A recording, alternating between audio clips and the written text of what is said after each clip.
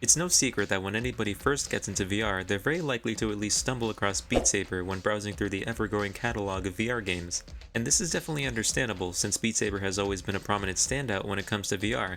Its gameplay may seem simple at first glance, but it can get quite difficult and complex when getting into the higher difficulties. With this in mind, it may be easy to conclude that in terms of VR rhythm games, Beat Saber is also indeed a standout title. But I think that there's another game that offers a different experience that in its own right can be just as intensive and engaging as Beat Saber, and I'm gonna explain why.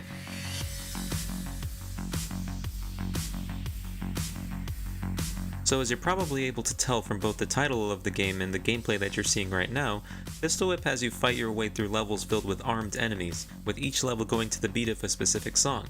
Think Beat Saber combined with Super Hot, and you've got a pretty good description of this game. Reloading your pistol is simply done by pointing down or up, depending on what setting you choose. From this gameplay that you're seeing here, it may seem like the game is rather easy with the enemies not firing at you very often. And that is definitely what I would have said when the game first released. Going from playing the easiest difficulty without issue to playing the hardest difficulty without issue really won't take that long, especially when you realize that a lot of the time during these levels, you can just repeatedly duck and stand up to dodge each bullet that comes at you, since your body does not count as part of your hitbox. Only your head is what needs to avoid eating lead. So why is this a video about why you should play this game, you may be thinking? Well, because of two things. First is the aspect of shooting to the beat as you play through the levels. Now in a way, the game can almost not be considered a rhythm game, as there's nothing stopping you from shooting the enemies the moment that they spawn in. Instead, the game simply rewards you with more points for shooting to the beat of the music. But despite this, I genuinely feel that shooting to the beat is definitely the better way to play this game. Not because of the score bonus, I really don't think anybody who plays this game is going to care about points, but it just makes the game more fun. It makes each shot feel just a little bit more satisfying, and you also vibe to the music more as you play when doing this. Now modifiers themselves aren't a revolutionary thing for rhythm games in VR. Beat Saber has them too, including things like making the songs play faster and making the cubes smaller and so on.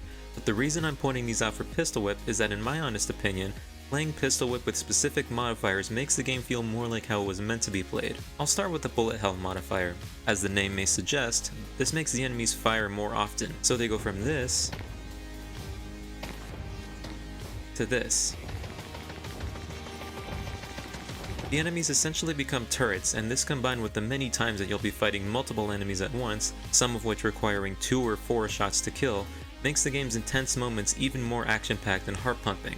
The other modifier that complements the bullet hell one is Vengeance. This makes it so that every time you shoot an enemy, they still take damage like normal, but the bullets will now reflect back at you after shooting them. So even when you kill an enemy before they have a chance to start firing at you, you'll still have to dodge a bullet.